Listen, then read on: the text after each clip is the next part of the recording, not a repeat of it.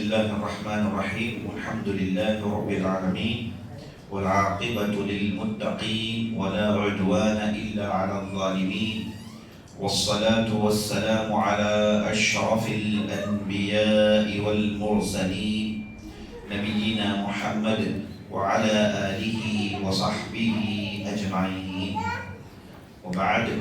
وقال الله تبارك وتعالى: يا أيها الناس اتقوا ربكم الذي خلقكم والذين من قبلكم لعلكم تتقون.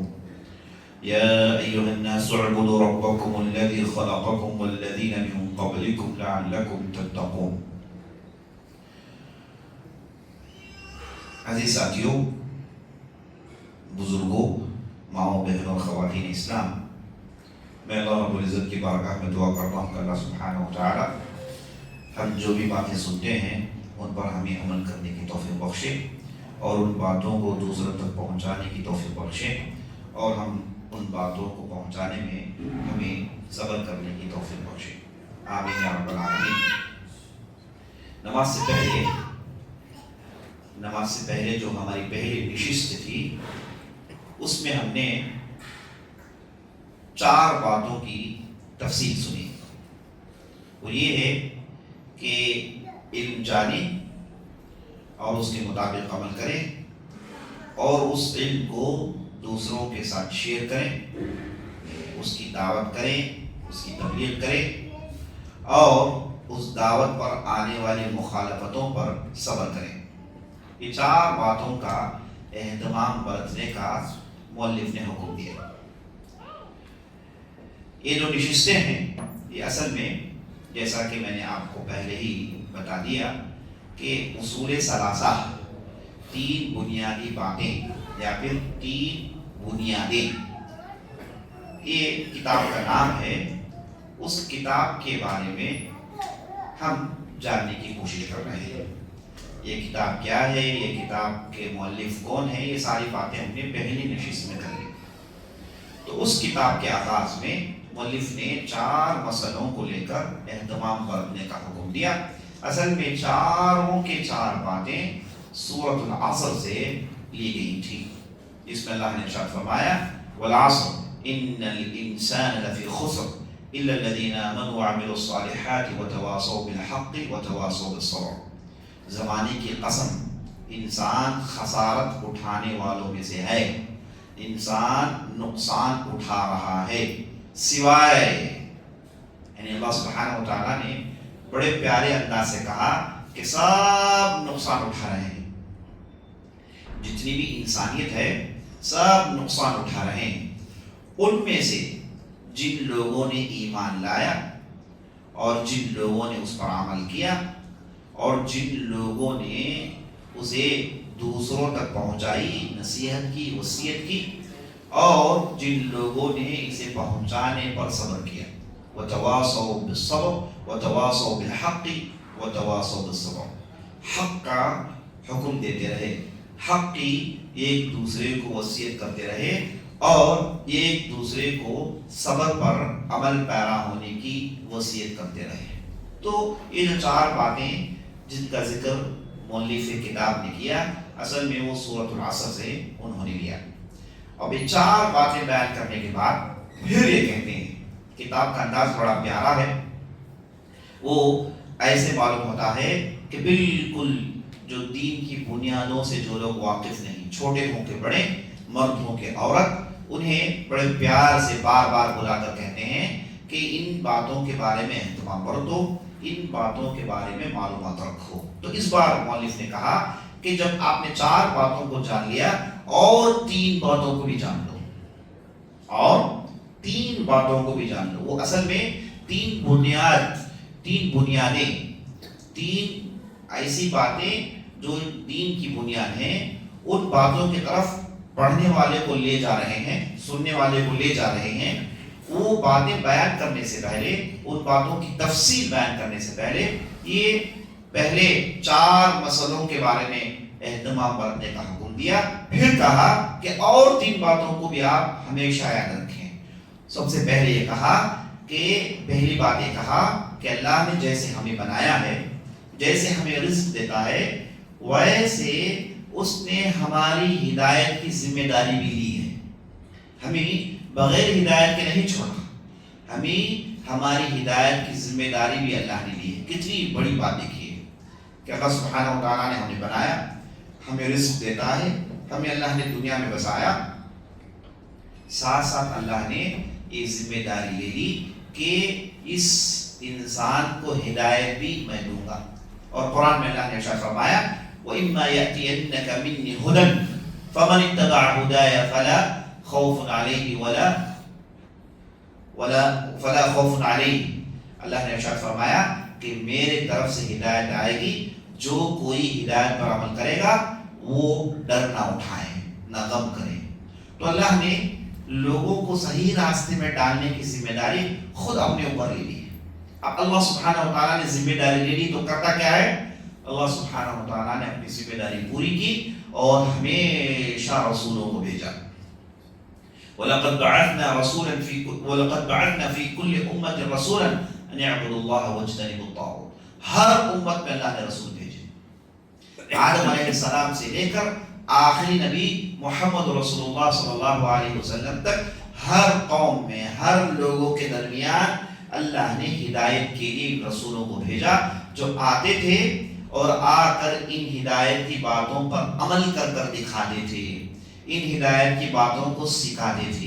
یہ بہت بڑی نعمت ہے، یہ بہت بڑی نعمت ہے کہ اللہ سبحانہ و تعالیٰ انسانوں کے درمیان اپنا رسول بھیجتا ہے۔ اگر اللہ نے انسانوں کو بنایا، انہیں کھلاتا پلاتا ہے اور ان سے یہ کہا کہ تم ہدایت کے راستوں کو ڈھونڈ لو، تو ہوگا کیا؟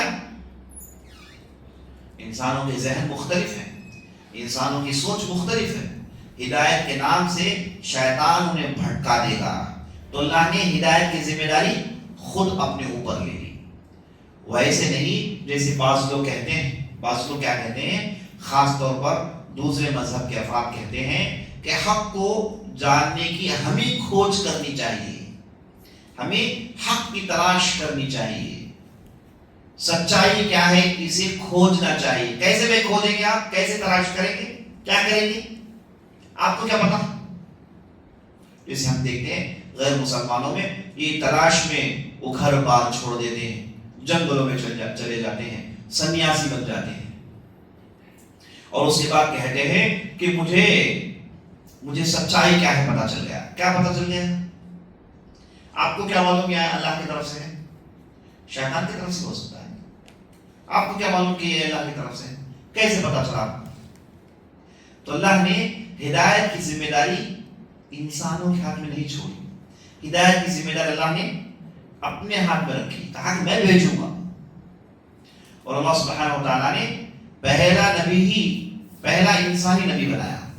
آدم علیہ السلام پہلے نبی تھے، وہ آسمان میں اللہ نے انہیں بنایا، بعد میں اللہ نے زمین میں پھینک دیا، غلطی کی وجہ سے، نافرمانی کی وجہ سے، شیطان کے بہکاوے میں آنے کی وجہ سے زمین میں آئے، اپنی غلطی کا احساس کیا، کہا ربنا ظلمنا انفسنا وان لم تغفر لنا وترحمنا لنكونن من الخاسرین۔ اللہ بلا شبہ ہم نے زیادتی کی، بلا شبہ ہم نے غلطی کی، اے اللہ اگر تو رحم نہیں کرے گا، تو معاف نہیں کرے گا تو ہم تو برباد ہو جائیں گے۔ تو بعد میں اللہ سبحانہ و تعالیٰ نے آدم علیہ السلام کے توبہ کو قبول کیا، اور اللہ سبحانہ و تعالیٰ نے آدم کو اس زمین میں کیسے بسنا چاہیے یہ اللہ نے سکھایا، اور آدم علیہ السلام نے اپنی نسلوں کو وہ علم دیا جو علم اللہ نے آدم علیہ السلام کو دیا، اور آدم علیہ السلام نے سب سے پہلے اپنی نسل کو بتایا کہ دیکھو اللہ ہی ہے جس کی عبادت کرنی ہے، ہم جنت سے نکال دیے گئے، دوبارہ ہمیں جنت پہ جانا ہے، دوبارہ ہمیں جنت میں لے کر جانے والی چیز ہماری نیکیاں ہیں، ہم اس زمین میں رہ کے امتحان میں پاس ہو کر ہی اللہ کے پاس جنت حاصل کر سکتے ہیں۔ الذی خلق الموت والحیات لیبلوکم ایکم احسن عملا، اللہ نے زندگی موت بنائی تاکہ ٹیسٹ کرے کہ تم میں سے کون بہتر عمل کرنے والا ہے۔ تو اللہ نے زمین میں ہمیں بھیجا تاکہ ہم اچھی طریقے سے عمل کر کے اللہ کے پاس دوبارہ ہمارا اصل ٹھکانہ جنت ہے اسے حاصل کرے۔ تو آدم نے اپنی نسل کو اللہ کے بارے میں دکھایا، اللہ کے بارے میں سمجھایا، اللہ کی پہچان کروائی۔ اب نسل چلتی رہی اور اس کے بعد رسول آنے شروع ہوئے. سب سے پہلے رسول آئے نوح علیہ السلام. دیکھیے پہلے نبی آدم ہے، سب سے پہلے رسول نوح علیہ السلام ہے. وہ اس لیے کہ جب نوح علیہ السلام آئے آدم کی اولاد تو بھٹک گئی تھی. آدم کی اولاد بھٹک گئی تھی. انہیں صحیح راستہ کیا ہے معلوم نہیں. انہیں شیطان نے بہکا دیا. شیطان نے انہیں یہ کہا کہ یہ جو تمہارے بزرگ ہیں یہ اصل میں بزرگ کیوں ہیں؟ وہ اس لیے بزرگ ہیں کہ تم ان لوگوں کی مورتیاں بنا کے اپنی عبادت گاہ میں رکھ لو، تاکہ جب بھی تم انہیں دیکھیں تمہیں یاد آئے کہ اللہ کی کیسی عبادت کرنی چاہیے. تو ان لوگوں نے مورتیاں بنا لی. بعد میں شیطان نے کہا کہ ان مورتیوں کا کیا کام؟ تمہارے بڑوں نے ان مورتیوں کی عبادت کی تھی تب جا کے انہوں نے کامیابی حاصل کی. تو بعد میں لوگوں نے مورتی پوجا شروع کر لی، بت پرستی شروع کر لی. تو بعد میں اللہ نے نوح علیہ السلام کو بھیجا. نوح علیہ السلام نے بت پرستی کو ختم کیا، شرک کو ختم کیا. اور جیسے ہی انہوں نے اس دعوت کے کام کو آگے بڑھایا تو ان کی قوم نے اتنی مخالفت کی، 950 سال کی ان کی دعوت قبول کرنے کے لیے تیار نہیں تھی. 950 سال نوح علیہ السلام نے لوگوں کو کیا بتایا؟ یہ بتایا کہ بھائی ایک اللہ ہی کی عبادت کرو، میں اللہ کا رسول ہوں، میں تمہیں اللہ کا دین بتاؤں گا، اس پر عمل کرو اور میری اتباع کرو. قوم والوں نے کہا کہ نہیں، ہم اس ماننے کے تیار نہیں، ہم تمہاری بات نہیں مانیں گے. جب بھی بات بتاتے تو کانوں میں انگلیاں ٹھونس دیتے، اوپر چادر ڈال لیتے. نوح علیہ السلام کو سنی انسنی کرتے، نظر انداز کرتے اور نوح علیہ السلام پر ٹھٹا مذاق اڑاتے. کہتے کہ دیکھو یہ آدمی کی تباہ کرنے والے ہمارے قوم کے کمزور لوگ ہیں، ہمارے قوم کے چھوٹے لوگ ہیں، قوم کے سردار تو نوح کی بات نہیں مانتے. لیکن نوح نے صبر کیا 950 سال، کوئی معمولی مدت نہیں. اللہ اکبر، صرف 950 سال انہوں نے قوم کو اللہ کی طرف بلایا. اب اس کے بعد ہوا کیا؟ جب نوح علیہ السلام دیکھ دیکھ کر تھک گئے تو بعد میں قوم والوں پر بدعا بھیجی. رب لا تذر على الارض من الكافرين ديارا انك ان تذرهم يضل عبادك ولا يلد الا فاجرا كفارا. کتنی بڑی بات، غصہ ہے. 950 سال کے بعد غصہ آنا لازم ہے. ہمارا معاملہ یہ ہے کہ ایک مرتبہ آدمی کو بولے چاہتے ہیں وہ مان لیں، ورنہ قمیص پکڑ لیں اس کی. بھائی بول تو یہ مانتا ہے. ہاں یہ ہمارا معاملہ ہے. ہم تو بے صبر ہو جاتے ہیں نا.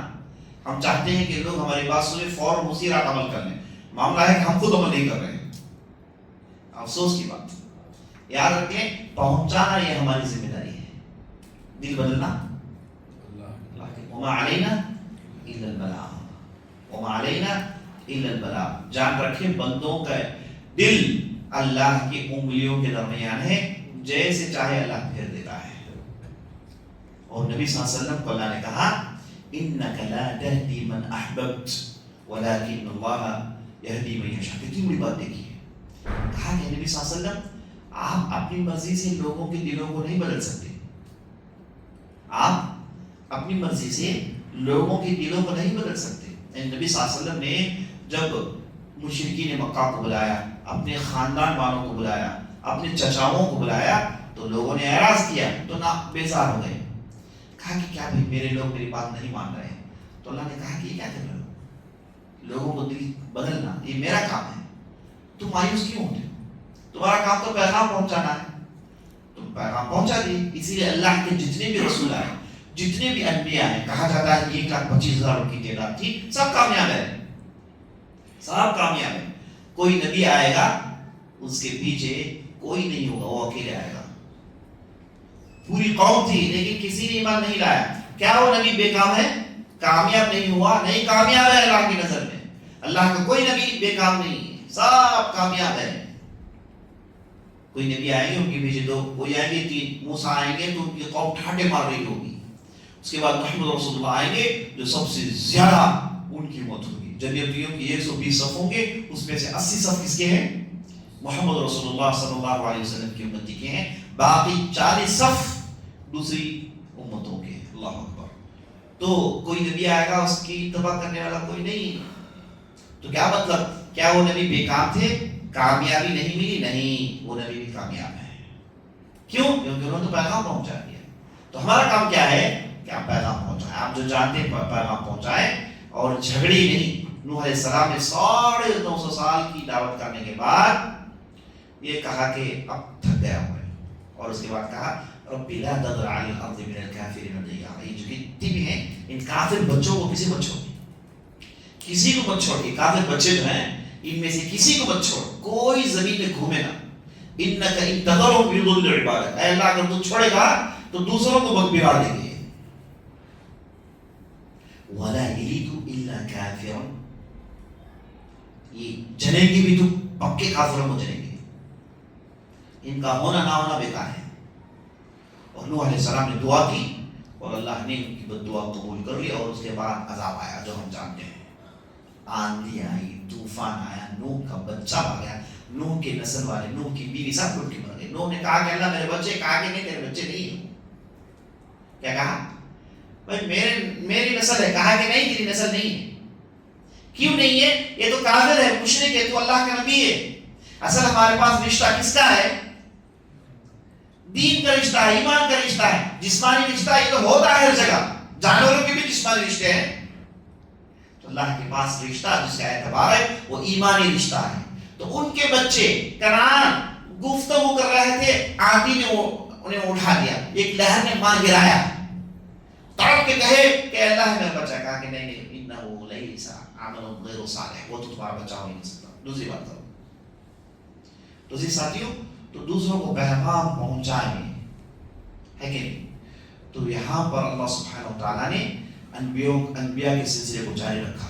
نوح علیہ السلام آئے اور اس کے بعد پھر ابراہیم آئے، سلسلہ جاری رہا. دیکھیے سبحان اللہ، 1,25,000 آئے، سبوں نے پیغام سنایا.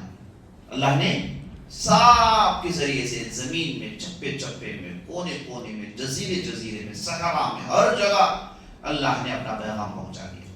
لوگوں کو صحیح راستہ کیا ہے اللہ نے دکھا دیا.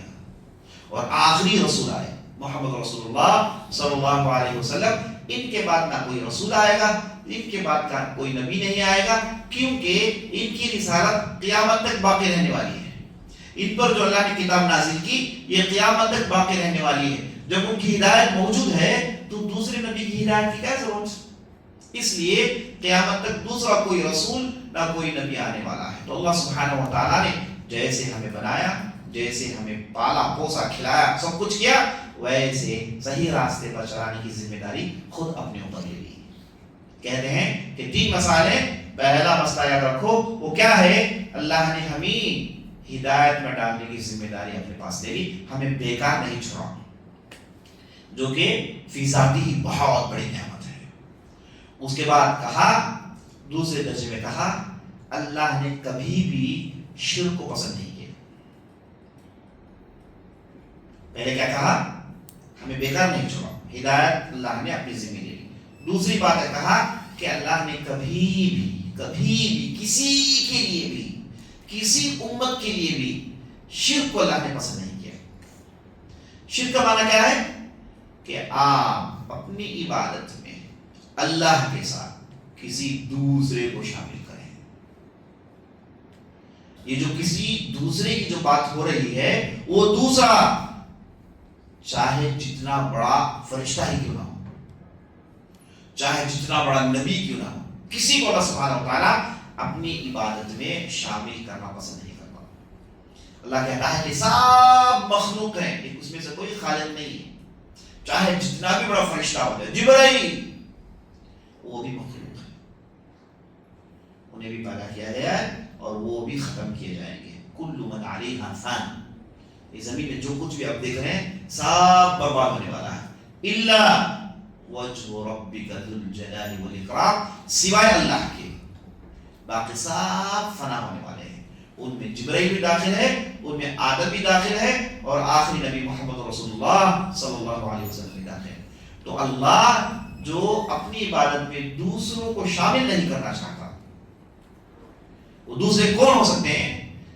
اگر لوگوں نے جبرائیل کی عبادت کی تو بھی اللہ قبول نہیں کرے گا، چاہے جتنے بھی بڑے رسول کی عبادت کرے انہیں بھی قبول نہیں کرتا. تو اللہ نے کسی بھی قوم کے لیے شرک کو پسند نہیں کیا. شرک کا مطلب کیا ہے؟ کہ کہ آپ اللہ کا مقام، اللہ جیسا کسی ایک کو آپ لا رہے ہیں. جیسے اللہ سے آپ ڈرتے ہیں ویسے ان سے ڈرتے ہیں، جیسے آپ اللہ سے مانگتے ہیں ویسے ان سے مانگتے ہیں، جیسے اللہ سے پناہ مانگتے ہیں ویسے ان سے پناہ مانگتے ہیں، جیسے اللہ سے محبت کرتے ہیں ویسے ان سے آپ محبت کرتے ہیں. تو یہی شرک ہے جسے اللہ نے ہمیشہ کے لیے حرام قرار دیا. اللہ پسند نہیں کرتا، نہ صرف کہ پسند کرتا ہے بلکہ کہا وَمَن يُشْرِكْ بِاللَّهِ فَقَدْ حَرَّمَ اللَّهُ عَلَيْهِ الْجَنَّةَ. جس کسی نے شرک کیا یہ آدمی جنت کی بو باز تک نہیں سن سکتا، جنت جا نہیں سکتا. شرک کے ساتھ لوگ جنت میں جا نہیں سکتے. یہ جنت اللہ کی رضامندی ہے، انہیں داخل کرے گا جن سے اللہ راضی ہے، اور شرک کرنے والوں سے اللہ کبھی راضی نہیں ہوتا، کبھی اللہ نے اسے پسند ہی نہیں کیا ہے. اور تمام انبیاء علیہ السلام کی دعوت کیا تھی؟ ایک ہی دعوت تھی. انہوں نے کیا کہا کہ قولوا لا الہ الا اللہ، عبادت ایک اللہ ہی کی کریں، کسی اور کو اس عبادت میں شامل نہ کریں. اللہ اکبر. تو دوسرا نقطہ انہوں نے کہا کہ اللہ نے کبھی بھی شرک کو پسند نہیں کیا. یہ کس لیے بتا رہے ہیں کہ بعض لوگوں نے یہ کہا کہ اللہ نے بھی اپنے انبیاء، اپنے دوسرے جو بندے ہیں، دوسرے اولیاء ہیں، انہیں بھی مرتبہ دیا ہے، اور لوگوں سے کہا کہ انہیں بھی مانگے. اصل میں وہ ان سے جب مانگتے ہیں وہ میرے پاس مانگتے ہیں. یہ اللہ نے کبھی بھی نہیں کیا. نتیجہ مانگنے کی بات آئی تو اللہ نے کہا سیدھے سیدھے میرے پاس مانگو. عبادت کی بات آئی تو اللہ نے کہا سیدھے میری عبادت کرو.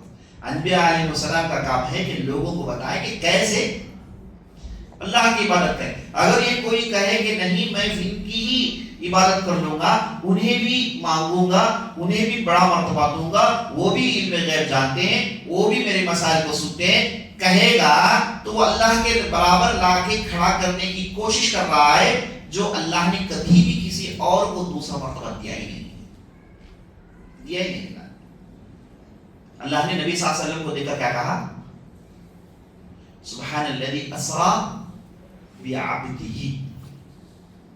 معراج کا جو سفر ہوا تو اللہ نے قرآن میں کیسے اسے بیان کیا کہ پاک ہے وہ ذات جس نے اپنے بندے کو آسمانوں کی سیر کروائی.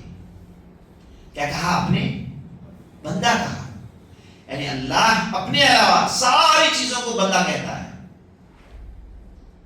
کوئی عابد نہیں، سب کوئی معبود نہیں، سب عابد ہے.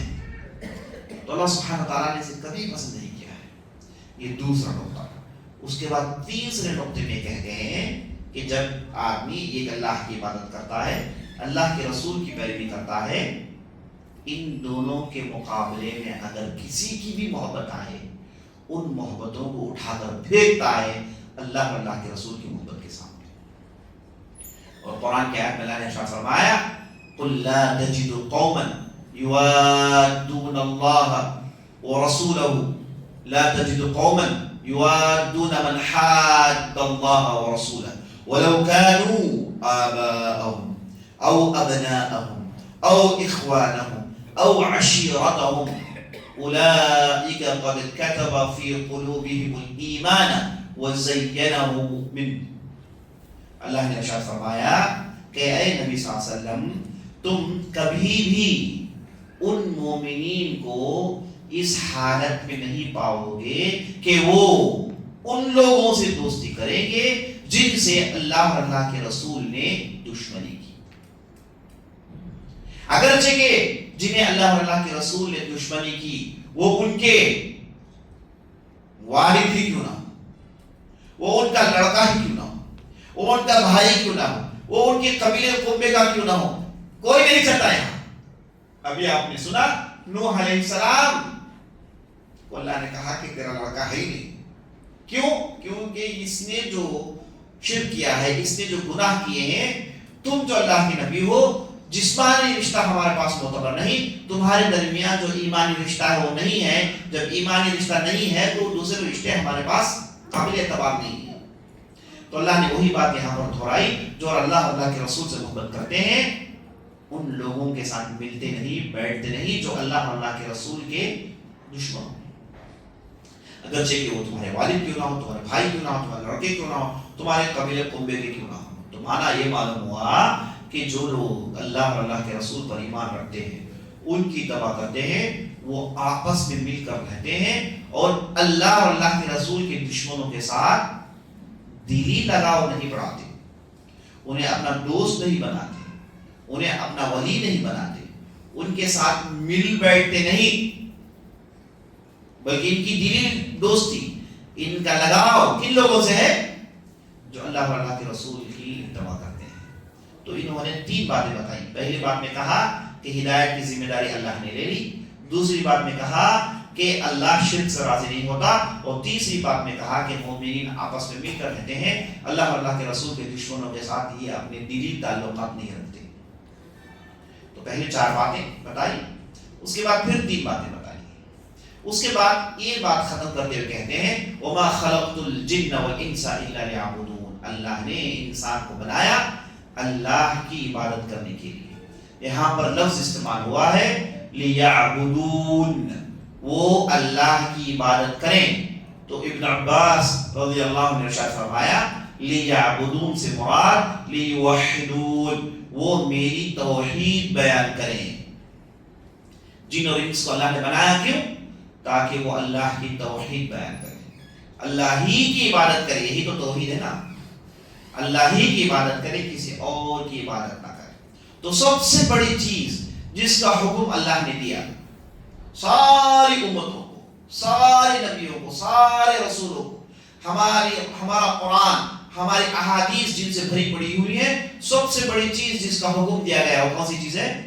وہ ہے توحید، وہ ہے ایک اللہ کی عبادت، ایک اللہ کی عبادت۔ ہمارا کلمہ کیا ہے؟ لا الہ الا اللہ، نہیں کوئی معبود برحق سوا اللہ کے، نہیں کوئی معبود برحق سوا اللہ کے۔ معبود برحق سے مراد جس کی عبادت کی جاتی ہے اور وہ حق پر ہو، وہ اللہ کے علاوہ کوئی اور نہیں ہے۔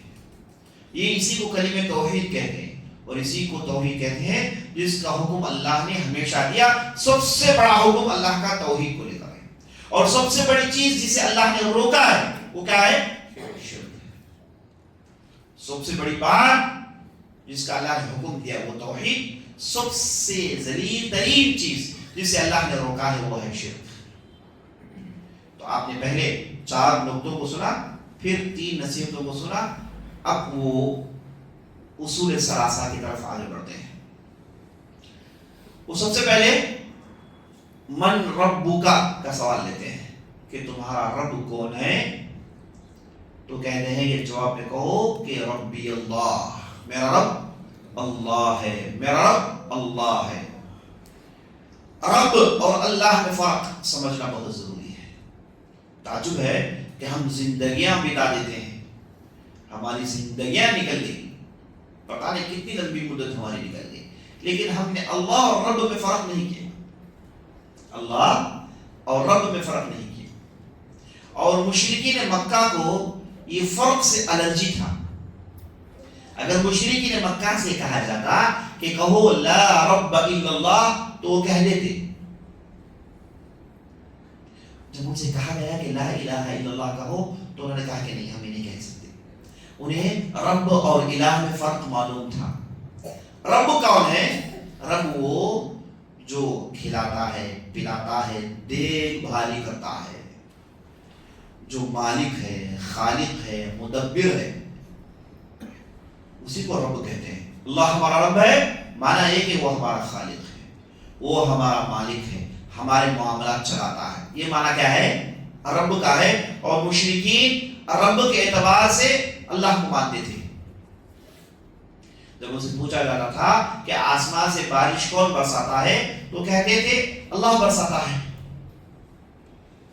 تو انہیں تو معلوم ہے، وہ تو مانتے ہیں، لیکن ان کے پاس پرابلم یہ تھا کہ اللہ کو رب کے اعتبار سے تو مانتے تھے، لیکن اللہ کو اللہ کے اعتبار سے نہیں مانتے، یعنی انہیں لفظ اللہ کی حقیقت معلوم تھی۔ رب کا معنی کیا ہے؟ خالق، مالک، مدبر، چلانے والا، پالنہار۔ اور عربی زبان میں ربۃ البیت، گھر چلانے والی عورت کو بھی کہتے ہیں۔ ربۃ البیت کا مطلب گھر چلانے والی عورت، گھر کا دیکھ بھال کرنے والی، پالنے پوسنے والی، کھلانے پلانے والی، اسے بھی عربی میں ربۃ البیت کہتے ہیں۔ تو رب کا مطلب آتا ہے دیکھ بھال کرنا، اور اللہ سبحانہ و تعالیٰ سے بہتر کوئی دیکھ بھال کرنے والا نہیں۔ تو اللہ رب ہے، لیکن مشرکین نے کہا کہ ہم اللہ کو رب مانتے ہیں، الہ نہیں۔ تو الہ اور رب میں فرق کیا ہے؟ اللہ اور رب میں فرق، الہ سے ہی اللہ کا لفظ نکلا ہے، یہ جان لیجیے۔ الہ کا مطلب کیا ہے؟ جس کی عبادت کی جاتی ہے، جس کی عبادت کی جائے اسے عربی میں الہ کہتے ہیں۔ نعوذ باللہ، اگر لوگوں نے اس چیز کی عبادت کرنا شروع کر دی تو عربی زبان میں سے معبود کہیں گے۔ لوگوں نے جھاڑ کی عبادت شروع کر لی، عربی زبان میں معبود کہیں گے، الہ کہیں گے۔ اگر لوگوں نے کسی انسان کی عبادت شروع کر لی، وہ انسان بھی الہ ہو جائے گا۔ تو جس کی بھی عبادت ہو وہ عربی زبان میں الہ کہلواتا ہے، الہ کہلواتا ہے۔ اسی الہ کے لفظ میں اگر عربی زبان کا ال ڈال دیا جائے تو وہ بن جاتا ہے الالہ، الالہ۔ یہ الالہ آگے چل کے اللہ بن گیا۔ تو اللہ کا مطلب معبود، جس کی عبادت کی جاتی ہے۔ رب کا مطلب خالق، مالک، دیکھ بھال کرنے والا۔ دونوں معنی میں فرق ہے۔ یہ جس کی عبادت کی جاتی ہے۔ رب کا مطلب جو ہمارا خالق مالک ہے، جو ہم نے پیدا کیا ہے، جو ہمارا اونر ہے، جو ہمارے معاملات چلاتا ہے، دیکھ بھال کرتا ہے، ساری دنیا کی دیکھ بھال کرتا ہے، یہ سب رب ہے۔ الہ کا مطلب جس کی عبادت کی جاتی ہے، یا پھر اسے دوسرے الفاظ میں سمجھیا، رب کا مطلب اللہ اپنے جو کام ہے بندوں کے لیے کرتا ہے۔ الہ کا مطلب اللہ کے لیے بندے جو کام کرتے ہیں وہ ہے الہ میں داخل۔ الہ کا مطلب معبود، جس کی عبادت کی گئی ہے۔ رب کا مطلب جو خالق مالک ہے۔ تو مشرکین نے کہا کہ ہم اللہ کو رب کے حیثیت سے تو مانتے ہیں، لیکن الہ یعنی جہاں ہماری عبادت کرنے کی بات آئی تو ہم صرف اللہ کی عبادت نہیں کریں گے۔ ہمارے پاس تو 360 معبود ہیں، ہمارے پاس تو لات، عزا، ہبل، منات، یہ جو ہم نے بتیں بنا رکھی ہیں، تو پھر ان کی عبادت جو ہم کر رہے ہیں وہ کہاں جائے گی؟ انہوں نے نبی صلی اللہ علیہ وسلم کے اس کلمے کو دیکھ کر، لا الہ الا اللہ کے کلمے کو دیکھ کر کہا کہ اجعل الآلہۃ الہ واحدا ان ھذا لشیء عجاب۔ کہا کہ یہ کیسا آدمی ہے، ہمارے تو اتنے سارے بت ہیں، ان تمام بتوں کو کہتا ہے کہ یہ ایک مانو، تو یہ کیسی تعجب کی بات ہے، یہ کیسے ہم کر سکتے ہیں؟ بیوقوفی دیکھیے، بارش برساتا ہے تو کہیں گے اللہ، مارتا ہے تو کہیں گے اللہ، جلاتا ہے تو کہیں گے اللہ۔ بھائی تم عبادت کرتے ہو، کس کے لیے کرو گے؟ کہتے ہیں کہ نہیں، ہم اللہ کی بھی کریں گے، اور ہمارے جو بزرگ حضرات جو ہیں ان کا بھی تو حصہ ہے۔ اللہ کہتا ہے کہ نہیں، غلط ہے، تم لوگ ظلم کر رہے ہو، تم لوگ بے انصافی کر رہے ہو۔ تم لوگ کہتے ہو کہ تمہاری حفاظت کرنے والا میں ہوں، تمہارے کھلانے پلانے والا میں ہوں، تمہاری دیکھ بھال میں کرتا ہوں، یہ تو مانتے ہو۔ میں یہ کہتا ہوں کہ جب سب کچھ میں ہی کرتا ہوں اور میں ہی عبادت کا مستحق ہوں، میری عبادت میں دوسروں کو شامل کیوں کرتے ہو؟ اگر کرو گے، اسی کو شرک کہتے ہیں۔ یہ کون سا عقل اس بات کو مانے گا کہ آپ کسی بندے کے اونر ہیں، آپ کی دکان ہے، آپ کے پاس 4 لوگ کام کر رہے ہیں، آپ کے پاس سے تنخواہ لیں، بازو دکان کے لیے کام کریں، کوئی انسان کا عقل نہیں مانے گا نا، کہے گا یہ کیا بے انصافی۔ اور اسی لیے اللہ نے شرک کو بے انصافی کہا، ان الشرک لظلم عظیم۔ یہ جو شرک ہے بہت بڑی بے انصافی ہے، بہت بڑی بے انصافی، کہ آپ کہتے ہو کہ بارش میں برساتا ہوں، آپ کہتے ہو کہ میں مارتا ہوں، آپ کہتے ہو کہ میں جلاتا ہوں، آپ کہتے ہو کہ میں مالک ہوں، آپ کہتے ہو کہ ساری دنیا میں چلاتا ہوں۔ جب عبادت کی بات آئی تو تم کہتے ہو کہ نہیں ہم ان کی بھی بات کریں گے، ان کی بھی بات کریں گے، یہ بت بھی رکھے ہوئے ہیں، یہ بھی تو بڑے لوگ ہیں، ان کی بھی۔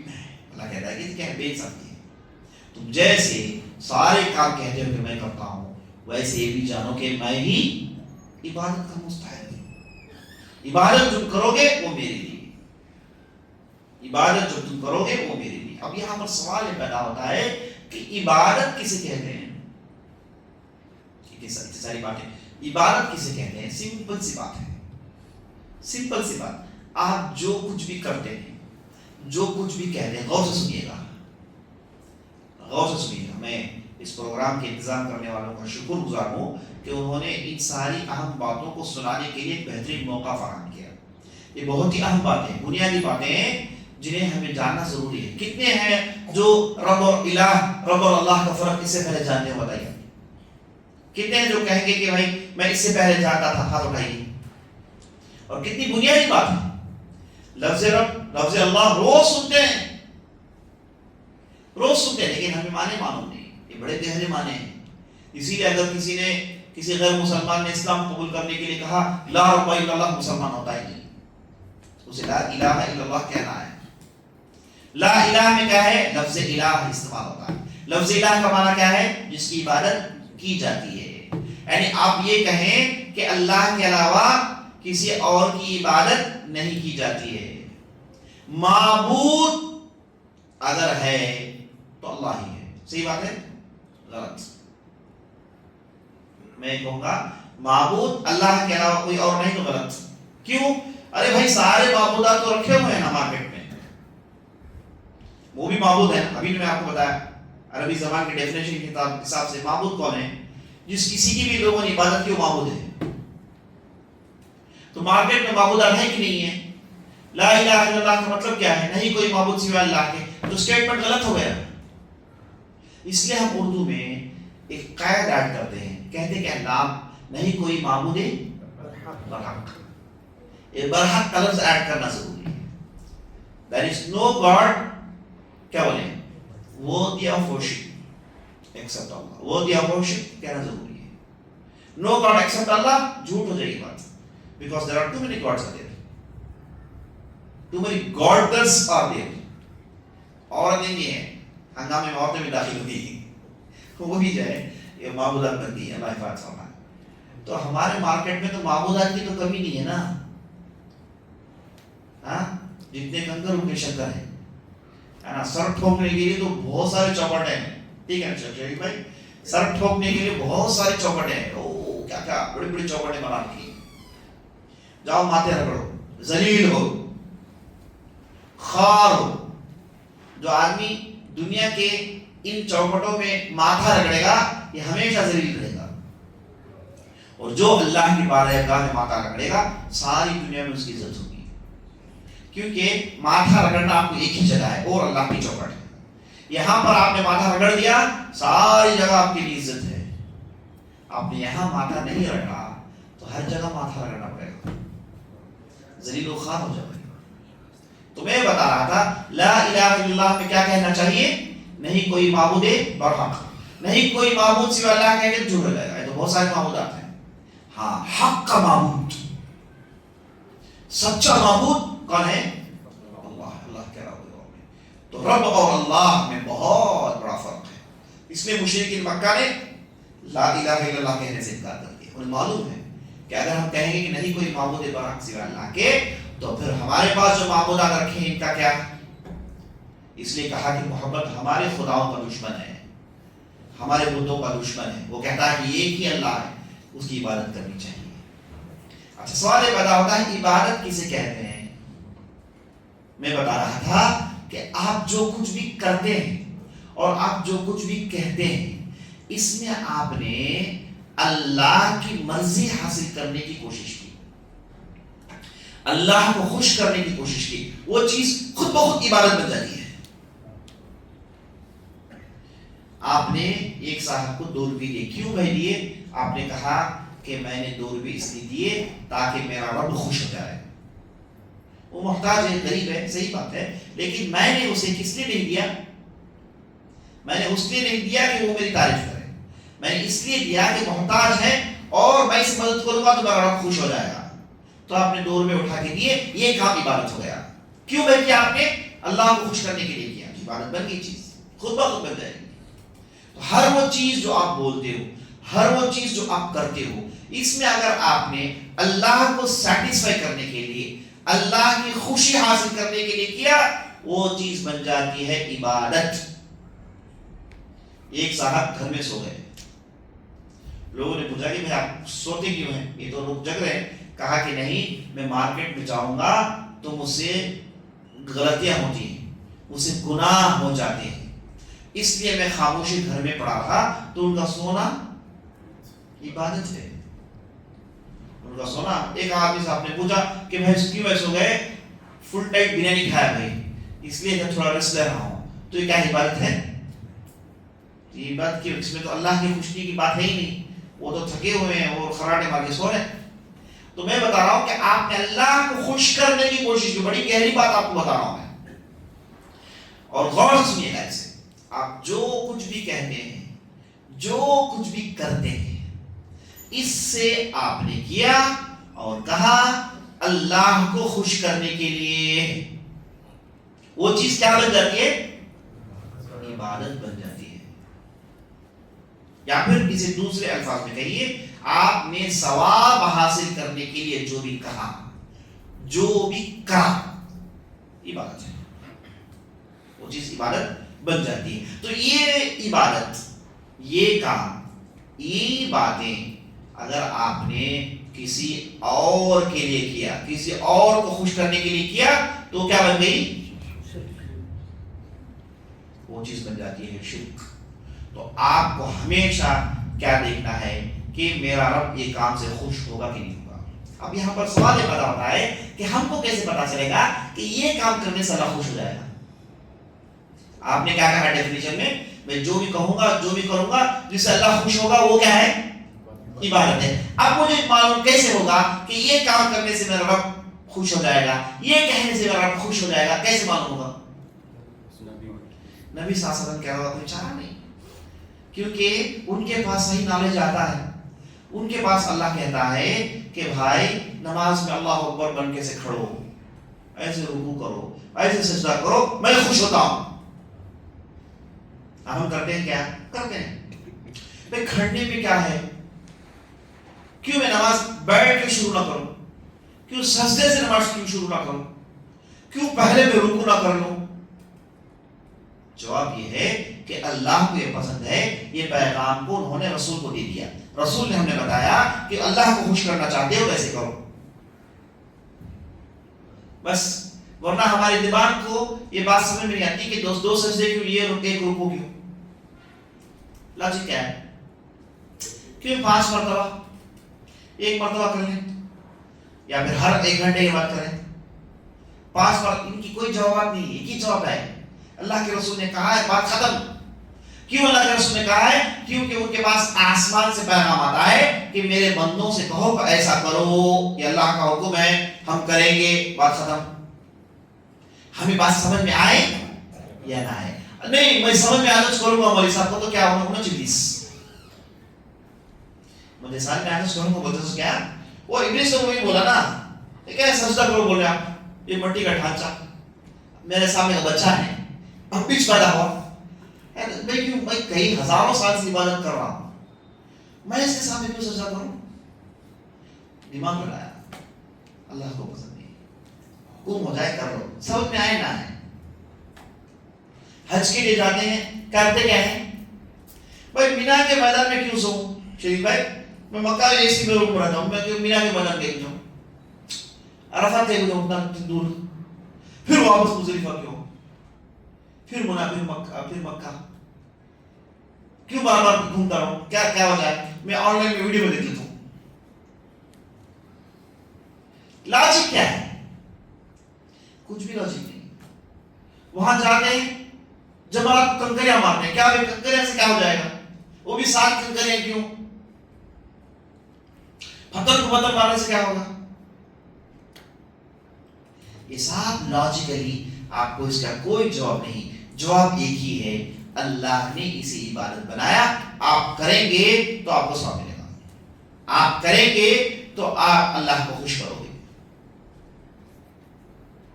تو ہمیں یہ چیز کرنے سے اللہ کو پسند ہے، یہ چیز بولنے سے اللہ کو پسند ہے. یہ ہمیں کیسے معلوم ہوگا؟ یاد رکھیں کوئی سورس نہیں ہمارے پاس سوائے اللہ کے رسول کے. ان کے علاوہ کوئی بھی ہمیں بتا نہیں سکتا کہ بھائی آپ یہ کریں گے تو اللہ خوش ہو جائے گا، کیونکہ ان کے پاس ہی وہی آتی ہے، ان کے علاوہ کوئی دوسرے کے پاس وہی نہیں آتی.